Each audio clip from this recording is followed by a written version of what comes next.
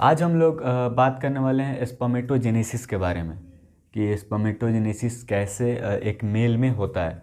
तो देखते हैं स्पर्मेटोजेनेसिस।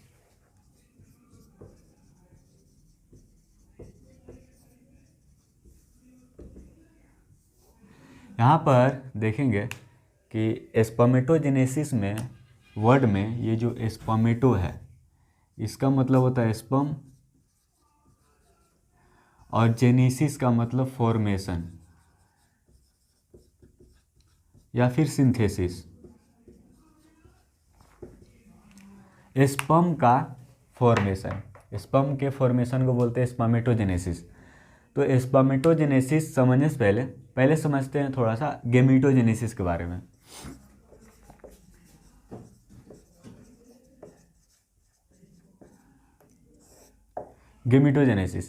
गेमीटोजेनेसिस का मतलब है कि गेमीटो मतलब गेमिट्स और जेनेसिस का मतलब वही फॉर्मेशन या फिर सिंथेसिस। तो गेमीटोजेनेसिस मतलब गेमिट्स का फॉर्मेशन। मेल में गेमिट बनता है उसको बोलते हैं स्पर्म, और फीमेल में जो गेमिट बनता है उसको बोलते हैं ओवम या फिर एग। तो स्पर्म जिस प्रोसेस से बनता है उस प्रोसेस को बोलते हैं स्पर्मेटोजेनेसिस। ये स्पर्म है और ये बन रहा है स्पर्मेटोजेनेसिस प्रोसेस से मेल में।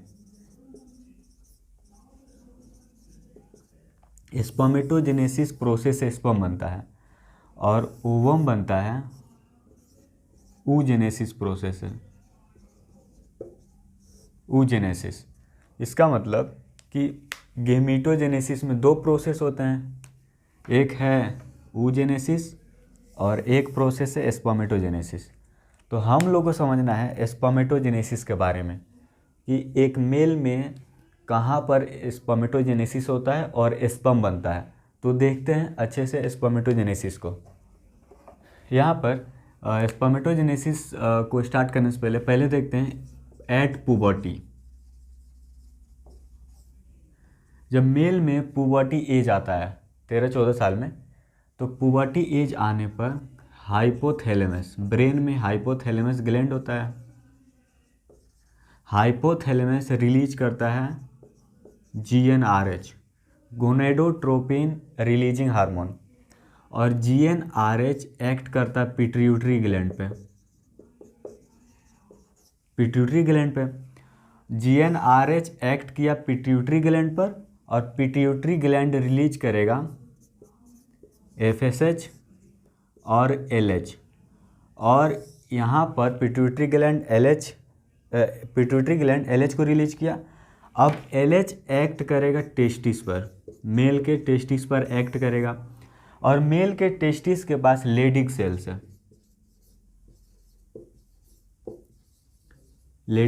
है। तो टेस्टिस में LH एक्ट करेगा लेडिक सेल्स पर, टेस्टिस के पास लेडिक सेल्स है तो लेडिक सेल्स पर एक्ट करेगा, और लेडिक सेल्स प्रोड्यूस करेगा टेस्टोस्टेरोन हार्मोन, और यही टेस्टोस्टेरोन हार्मोन रिस्पॉन्सिबल होता है स्पर्म फॉर्मेशन के लिए। स्पर्मेटोजेनेसिस कराने के लिए यही टेस्टोस्टेरोन रिस्पॉन्सिबल होता है। तो अब समझते हैं कि स्पर्मेटोजेनेसिस टेस्टिस में कैसे बन रहा है। सबसे पहले देखते हैं टेस्टिस को यहाँ पर देखते हैं कि कैसे स्पर्मेटोजेनेसिस इसमें हो रहा है। तो टेस्टिस में कुछ कंपार्टमेंट्स होते हैं। ये 250 कंपार्टमेंट्स हैं। 250 कंपार्टमेंट्स होते हैं और इन कंपार्टमेंट्स को बोलते हैं टेस्टिकुलर लोब्यूल्स।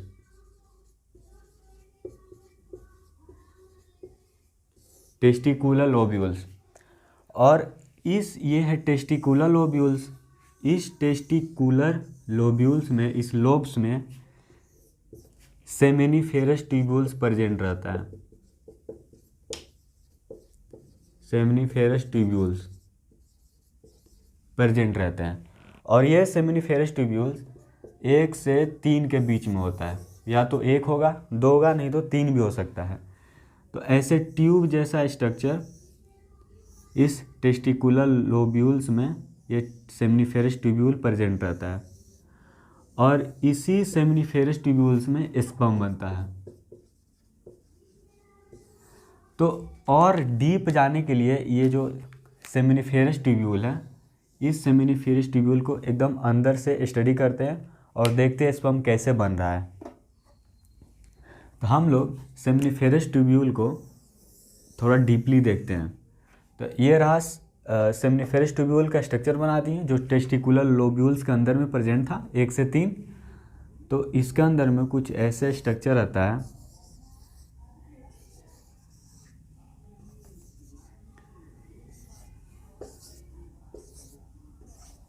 यहाँ देखते हैं। यहाँ ये वाला जो स्ट्रक्चर है इसको बोलते हैं सर्टोली सेल्स, और यहाँ जो ये जो सेल्स है इसको बोलेंगे जर्म सेल्स। जर्म सेल्स या फिर स्टेम सेल्स भी बोल सकते हैं, या फिर स्पर्मेटोगोनिया।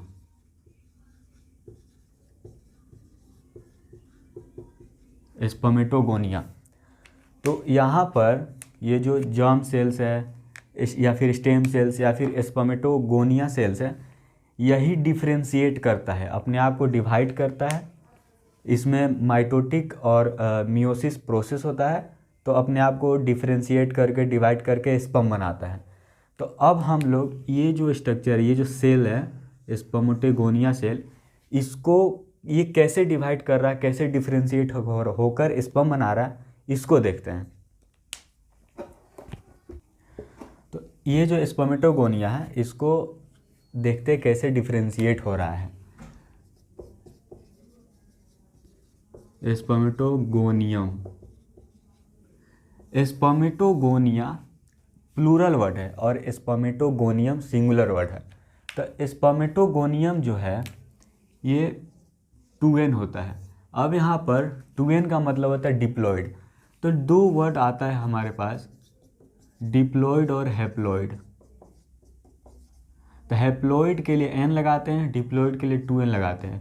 यहाँ पर n और 2n का मतलब है कि हैप्लॉयड जो भी सेल होगा, हैप्लॉयड सेल, उसके अंदर में क्रोमोजोम्स 23 होंगे, और डिप्लॉयड जो भी सेल होगा उसके अंदर में क्रोमोजोम 46 होगा।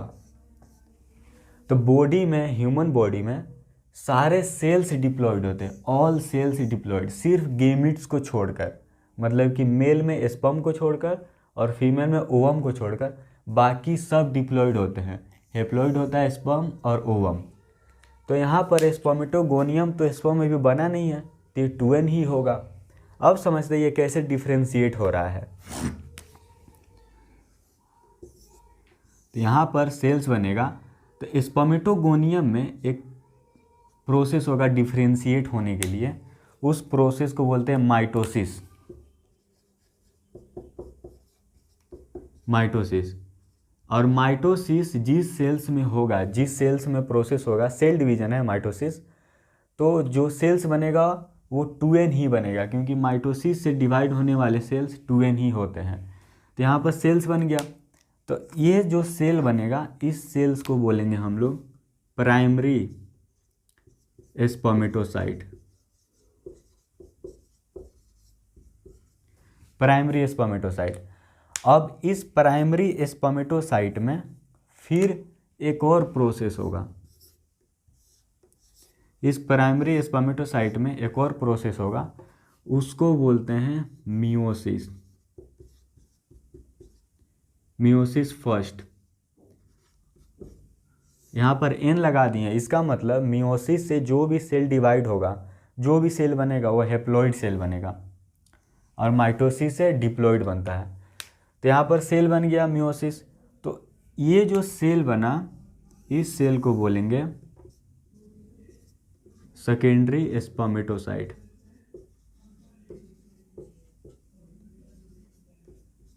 Secondary spermatocyte. अब सेकेंडरी स्पर्मेटोसाइट में एक और प्रोसेस होगा।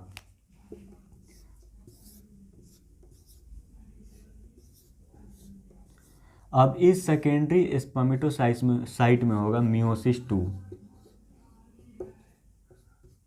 मियोसिस 2, अब मियोसिस है तो हैप्लोइड बनेगा। तो मियोसिस हुआ इस सेकेंडरी स्पर्मेटोसाइट में। तो ये जो सेल बना यहाँ पर, इस सेल्स को बोलेंगे स्पर्मेटिड्स।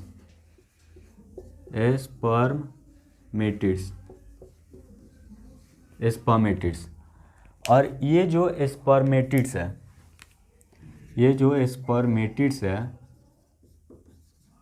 ये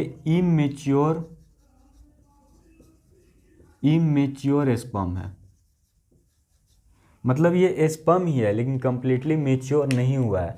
मेच्योर होने के लिए ये बस अपना शेप चेंज करेगा। ये जो स्पर्मेटिड्स है ये बस अपना शेप चेंज करेगा। तो ये शेप चेंज करके प्रॉपर स्पर्म का शेप पकड़ लेगा। प्रॉपर स्पर्म का सेल पकड़ लिया तो यहाँ पर बन गया स्पर्म। तो इसको बोलेंगे स्पर्मेटोजोआ या फिर स्पर्म। तो यहाँ पर देखते हैं कि स्पर्मेटिड्स बन गया और ये जो स्पर्मेटोजोआ बन गया। तो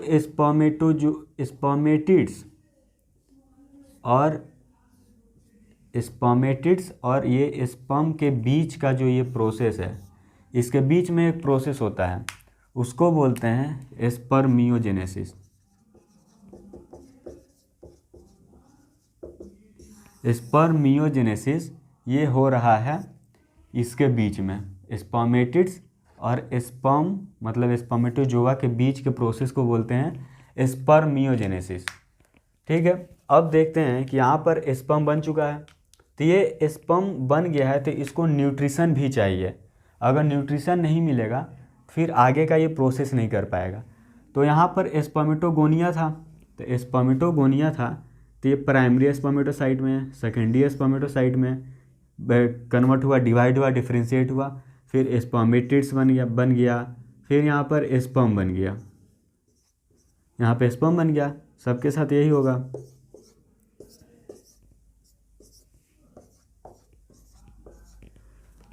अब यहाँ पर ये जो सेल है ये सर्टोली सेल्स है,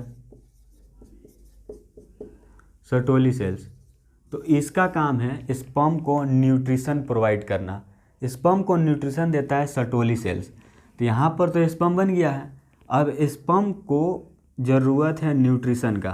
तो ये सर्टोली सेल्स, ये जो सेल्स है सर्टोली सेल्स, ये न्यूट्रिशन देगा। तो ये जो स्पर्म है, ये स्पर्म यहाँ पर आके इम्बेडेड हो जाएगा, मतलब आके धंस जाएगा, इसके पास आ जाएगा न्यूट्रिशन लेने के लिए। यहाँ पर आ गया न्यूट्रिशन लेने के लिए। और ये जो बीच का स्पेस है, ये वाला स्पेस, इसको बोलते हैं ल्यूमेन। तो स्पर्म यहाँ पर आ गया है न्यूट्रिशन लेने के लिए। अब न्यूट्रिशन लेगा और न्यूट्रिशन लेने के बाद फिर इस ल्यूमेन में आ जाएगा, इस ल्यूमेन में आ जाएगा।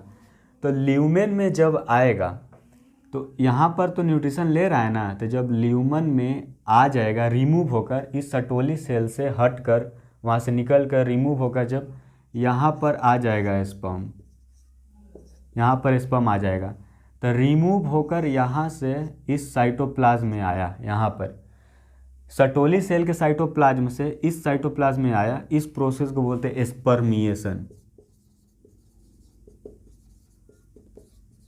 स्पर्मिएशन बोलते हैं। मतलब सर्टोली सेल से रिमूव होकर इस ल्यूमेन में जब स्पर्म आ जाएगा कंप्लीटली मैच्योर होकर और इजैकुलेट होने के लिए, तब उस प्रोसेस को बोलते हैं स्पर्मिएशन। तो ये रहा स्पर्म फॉर्मेशन, स्पर्मेटोजेनेसिस के बारे में। और हम नेक्स्ट टॉपिक का बात करेंगे, एक इंटरेस्टिंग टॉपिक लेकर आएंगे एकदम बेसिक से।